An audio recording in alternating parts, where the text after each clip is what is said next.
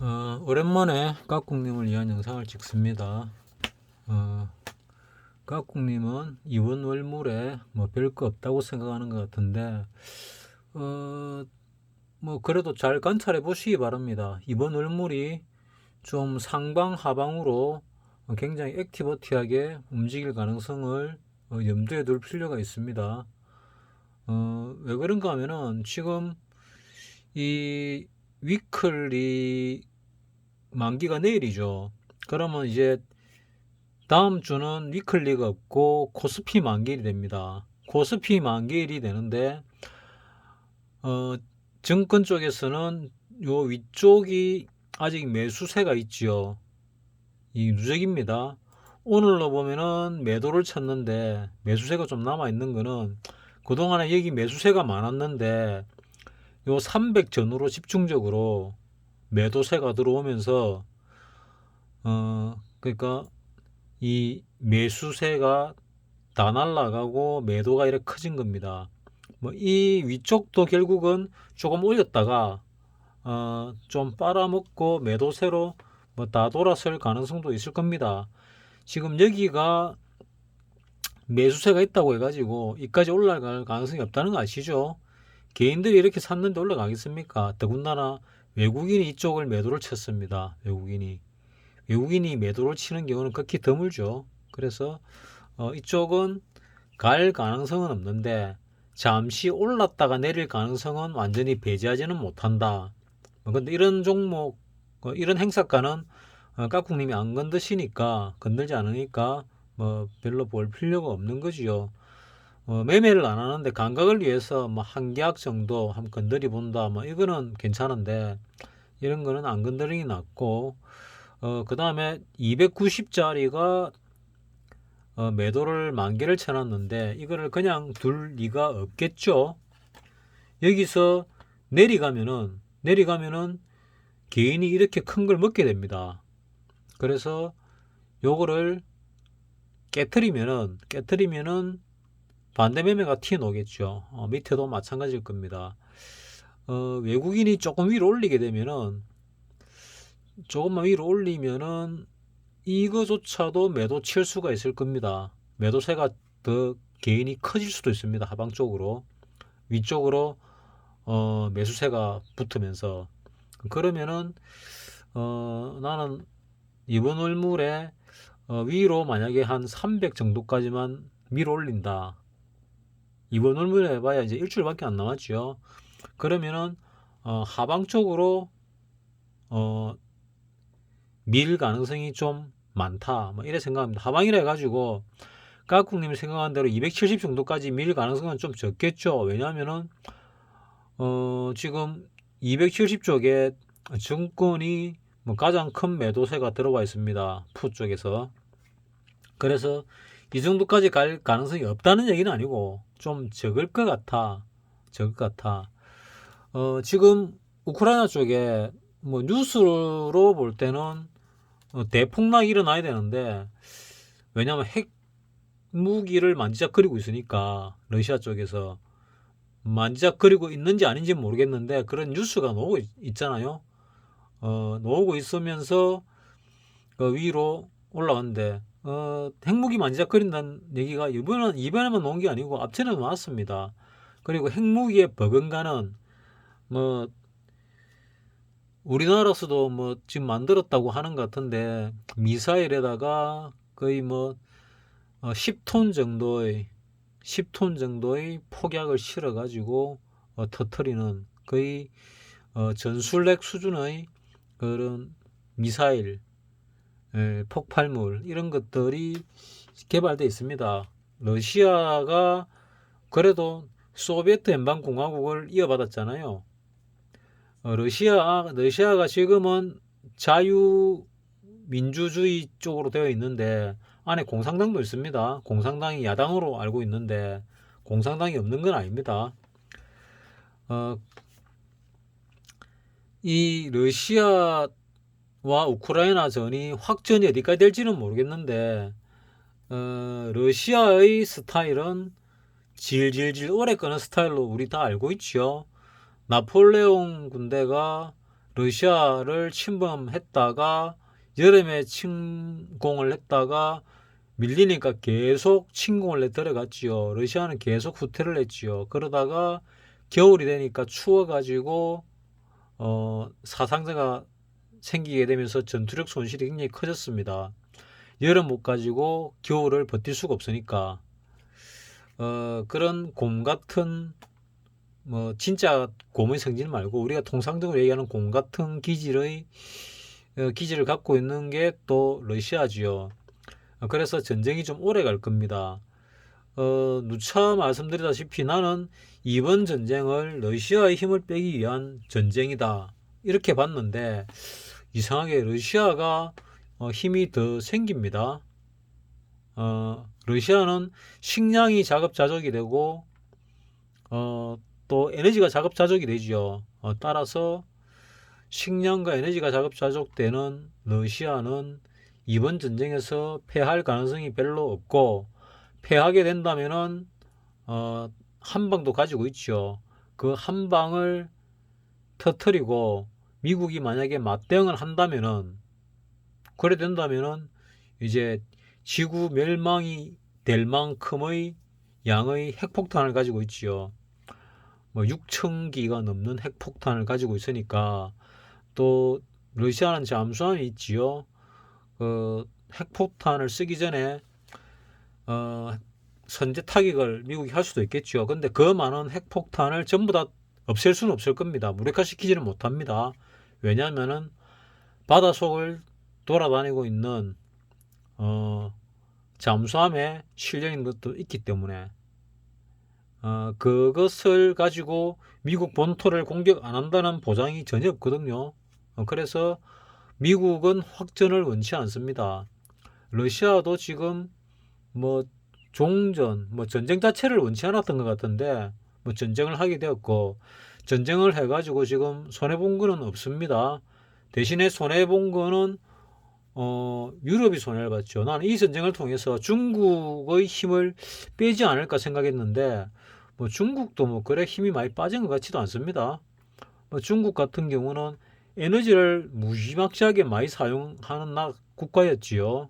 그런 국가가 에너지 그 제조업을 갖다가 스톱을 시키니까 에너지가 무지하게 많이 남아 돌지요. 그리고 노르드스트림 2, 1 이쪽으로 2는 아예 가동도 안 됐고 완공은 됐는데 1도 지금 파괴가 돼 가지고 에너지가 못 가고 있지요. 그러면 많은 에너지를 갖다가 러시아가 또 중국으로 판매를 하고 있습니다. 그렇다고 남는 에너지를 갖다가 러시아가 보관을 하느냐? 못합니다. 다 태워버리고 있죠. 보관할 능력도 없고 시설도 없고 보관할 수 있는 데는 다 찼을 거고 그래서 중국이 앉아서 버는 돈도 꽤나 된다. 중국이 돈을 벌면은 중국이 배가 든든해지면은 그 든든해진 배를 갖다가 또 그러니까 뭐 양털 깎기죠 일종의 복실복실해진 털을 갖다 깎아 먹는 국가가 또 있지요. 그 국가가 또 가만히 놔두지 않겠지요. 또 깔아 먹을 겁니다. 참 국제관계는 내 머리 가지고 이해할 수 없을 정도의 이런 복잡한 메커니즘을 가지고 있습니다. 이념이 같하고 사상이 같하고 같은 편인 것 같은데 같은 편이 아닌 경우도 있습니다. 미국이 유럽 연합을 통해 가지고 러시아를 치자 우크라이나를 부추기 가지고 쳤는데 결국 가장 크게 손해보는 나라 중에 하나가 영국인 것 같아요. 영국이 쪼개지게 생겼습니다. 독일과 프랑스도 별 이익이 없지요. 오히려 폴란드 쪽이 좀 이상한 행보를 하고 있습니다. 미국으로부터 군사 무기를 많이 사고 있지요. 또한 우리 대한민국으로부터도 군사 무기를 많이 사고 있습니다.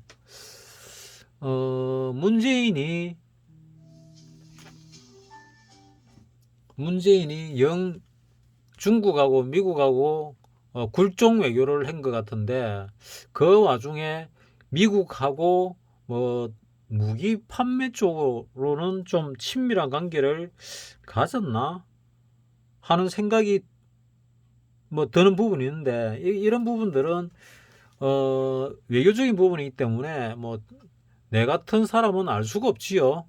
뭐 그 관여 있는 사람이 아니면 잘 알 수가 없는 부분인데, 문재인이 혹시 또 좋은 짓도 했나? 국가를 위해서, 국익을 위해서 좋은 짓도 했나? 하는 생각이 또 들기도 합니다. 이런 걸 보면은. 나는 문재인이 국가를 위해서 잘한 게 하나도 없다고 생각하는 사람인데, 어, 폴란드에, 폴란드에 미국 무기와 한국 무기, 우리 대한민국 무기 같이 들어간다고 하니까, 주기에 우리나라 무기가 들어갈 이유가 별로 없는데, 이 업적은 윤석열의 업적일까? 윤석열 대통령의 업적일까? 문재인 대통령의 업적일까? 뭐 되게 헷갈립니다, 지금. 누구 업적인지 모르겠는데, 윤석열 업적인 것 같은데 어쩌면 문재인이 밑밥을 쭉 깔아놓은 업적일지도 모르겠다는 생각이, 뭐 내가 문재인을 별로 안 좋아하지만은 뭐 들기도 하는 거는 왠지 왜인지가 모르겠습니다. 어쨌거나 우리가 통상적으로 힘이 먼저, 그러니까 군사력이 먼저 들어가고 뒤따라서 경제가 들어가고 그 뒤를 따라서 문화가 들어가는데, 우리나라는 특이하게 문화가 먼저 전 세계로 퍼지고 그 다음에 경제가 뒤따라 퍼지고 그 다음에 군사 무기가 뒤따라 들어가는, 지금까지의 제국주의가 가진 뭐 그런 스타일과는 완전 정반대의 그런 행보를 보이고 있습니다. 어쨌거나 우리나라 입장에서 볼 때는 좋은 거지요. 지금 뭐 경기도 안 좋은데 무기라도 팔아먹으니까, 무기 판매라는 게 결국 사람 죽이는 건데 뭐 좋은 건 아니지만은 그래도 뭐 먹고 살아야 되고, 그 죽는 사람이 우리나라 대한민국은 아니니까, 또 우리 민족은 아니니까 그나마 다행이다 하는 생각은 가지게 됩니다. 우리도 6.25 때 숱한 생명들이 피 흘리고 쓰러져 갔지요. 그때 2차 대전으로 멸망했던, 다시는 일어설 수 없을 줄 알았던 일본이 무기를, 그러니까 군사 기지화되면서, 일본 전체가 군사 기지화되면서 일어섰지요. 대한민국 덕분에. 뭐 그것도 머리가 좋아 일어서는데, 일본 사람, 중국 사람, 한국 사람 중에 학교에서 배울 때는 한국 사람이 제일 머리 좋다고 들었는데, 결국 보니까 세 나라 중에 한국 사람이 제일 멍청하더라. 멍청하더라. 제일 멍청하기 때문에 침략을 뭐 800번인지 1000번인지 당했지요. 나는 그래 봅니다. 멍청했기 때문에 당한 겁니다. 우리나라가 강할 때는 침략을 안 했다 하는데, 강할 때는 영토가 좀 넓었지요. 영토가 넓었습니다. 우리나라도 과거에. 그러면은 침략을 하지 않고 영토가 넓을 수는 없지요. 그래서 우리는 잘못된 역사를 배웠을지도 모른다. 좀 멀리 나갔는데, 자, 이번 월물에 어쩌면 위로 올랐다, 밑으로 내려갔다가 한 번 일어날 수도 있겠다는 생각을 하게 됩니다. 그래서 지금 요 개인의 풋 매도 쪽을 한번 잘 보셔야 된다 하는 부분이 하나 있고, 그 다음에 콜 쪽도 위클리 쪽은 한번 봐볼 필요가, 뭐 내일 끝나니까 뻔한 거고, 코스피 200 쪽이 어찌 될지를 잘 모르겠다 하는 부분입니다. 정권이 매도를 치고 있는데 미래를 내다보고 매도를 치는 건지 지금 당장을 보고 치는 건지는 잘 모르겠지만은, 외국인들의 포지션이 결국은 하방 쪽을 가리키고 있지요. 그리고 개인의 포지션도 결국은 하방 쪽을 가리키고 있는데 좀 이상하게 하방을 가리키고 있다.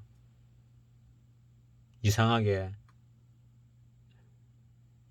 왜냐면은 여기 내리가면은, 지수가 내리가면은 그 지금 돈을 버는 그런 상황이 될 수가 있지요. 그래서 뭔가 모르게 조금 내리가면 돈을 잃지요. 돈을 잃는 상황이 되는데 너무 많은 계약수가 지금 하방으로 돼 있는 상황에서 위로 분위기는 간다. 그러면은 이거 좀 애매한데 하는 생각이 듭니다. 그래서 깍꿍님은 차월물도 한번 보시기 바랍니다. 차월물이 어떻게 흘러가고 있는지 이런 것도 봐볼 필요가 있지 않을까. 차월물의 누적은 어찌 흘러가는지 뭐 그런 생각이 듭니다. 그래서 지금 당장은 위클리 보든 안 보든 간에 내가 투자를 하든 게임에 참여를 하든 하지 않든 간에 봐볼 필요가 있고 선물의 흐름도 봐볼 필요가 있습니다. 그리고 해외도 볼 필요가 있지요. 자, 다우 같은 경우 이틀 동안 이래 올랐습니다. 나스닥도 이틀 동안 이래 올랐지요. S&P 500도 이래 올랐습니다. 필라델피아 반도체도 마찬가지로 올랐지요. 홍콩 같은 경우는 더 심합니다. 오늘 5.9% 올랐습니다. 뭐 이 날이 언젠지 모르겠는데 10월 30일 10월 3일 10월 3일이면 월요일 날 하고 화요일 날 쉬었나 봅니다. 아닌데 화요일 오늘이 수요일이죠. 화요일 쉬고 화요일 수요일 올라야 될 걸 갖다가 월화 올라야 될 걸 오늘 하루 만에 오르는 바람에 5.9%는 올란 것 같은데 어쨌거나 여기는 요 중간 라인이 여기서는 11선이거든요. 11선을 넘겼습니다. 21선 가까이 왔지요. 일본 니케이 같은 경우는 21선 거의 가까이 가 있지요. 갔다가 좀 밀렸고 동경지수는 21선 아예 뚫었습니다. 뚫고 시작했다가 조금 밀렸거든요. 유로 스톡스를 보면은 어제 뚫었고 오늘 조정을 받는데 21선 위에 조정을 받고 있습니다. 21선이 이제 저항대가 아니고 지지대가 돼 있지요. 뭐 그러면 프랑스나 독일도 마찬가지 비스무리하죠. 프랑스는 어제 뚫었고 오늘 지지를 받고 있고 독일 같은 경우는 뚫었다가 지금 밀렸는데 뭐 끝나봐야 알겠지요. 뭐 영국은 아직 못 가긴 했습니다만은 유로 스톡스 50 유럽에서 가장 좋은 회사 50개를 넣으니까 이런 형태를 보이더라. 이런 형태를 보면은 결국은 윗방향이다. 그럼 추세를 뚫느냐 뚫지 않느냐도 한번 봐야 됩니다. 뭐 제일 위를 꺼보면 추세가 나오죠. 자, 이런 추세가 이래 나왔을 때 이 추세까지 가려면은 옆으로 행보를 하면서 뭐 저항받고 떨어지거나 아니면은 횡보를 하면서 뚫고 지지로 밟고 지지로 밟고 올라갔다가 지지로 밟고 더 가야 되지 않을까 뭐 하는 생각도 해봅니다. 이게 언제까지 갈지는 알 수가 없습니다. 왜냐면은 하방 압력이 엄청나게 크지요. 그리고 전체적으로 볼 때 이 주봉을 보면 지금 내려오는 중입니다. 내려오는 중에 이격과대가 발생해서 이 5일선에 붙으려고 애를 쓰는 중이고 이격과대가 발생하면은 항상 21선 가까이 가려고 노력은 하죠. 급등해서 가든 아니면 횡보를 해서 가든 여기서 급락하고 나서 올라왔을 때도 50%는 좀 안 더 보이지만은 그래도 50%와 0.38이 사이 정도는 왔거든요. 그러면 여기서 급락을 했는데 주봉을 볼 때 50 라인은 안 오더라도 0.38이와 50% 라인 사이 정도는 올 가능성이 많지 않을까 하는 생각입니다. 그러면은 여기서 내려오는 선과 마주칠 수도 있다, 부딪힐 수도 있다, 시간이 지나면 이런 생각이 일단은 듭니다. 그래서 여기서 요만큼 올랐다가 더 당장 빠질 가능성은 조금 적다. 근데 조금 올랐다가 조금만 빠지더라도 옵션 쪽에서는 뭐 10배, 20배 정도 나는 거는 일이 아니죠. 뭐 100배짜리가 당장 난다는 얘기는 아니고 그 다음에 조금 더 올라갔다가 뭐 어떻게 이거 21선을 뚫고 올라갈지 뭐 어찌 될지는 잘 모르겠지만은 올랐다가 밑으로 아직도 내려가 갈 가능성이 많이 있다 하고 일단 생각을 하고 있습니다. 왜냐하면 그런 악재들이 널려 있거든요. 지금 악재들은 부지기수고 호재는 별로 없습니다. 우리나라를 볼 때도 영끌족이 했던 코인 뭐 지금 얼마인지 모르겠는데 박살나야 되겠죠. 그래야 바닥입니다. 그 다음에 영끌족들이 했던 그 집을 산 사람들 있지요. 은행에 빚내 가지고 집 산 사람들, 이 사람들 깡통되면서 툼에 날라와야 됩니다. 국가가 구해주겠지. 그거는 말이 안 되죠. 모든 책임을 국가가 다진다.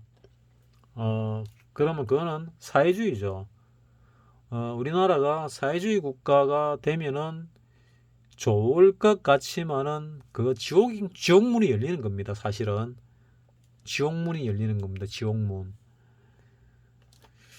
거의 뭐 대통령 한두 번만 더 뭐 이 사회주의 사상이 강한 사람이 잡았으면은 뭐 거의 우리나라도 글로 넘어갈 가능성이 많았지요. 그러면은 미국으로부터 버림을 받았을까 어쨌을까 뭐 잘은 모르겠습니다. 그때 가봐야 하는 거니까.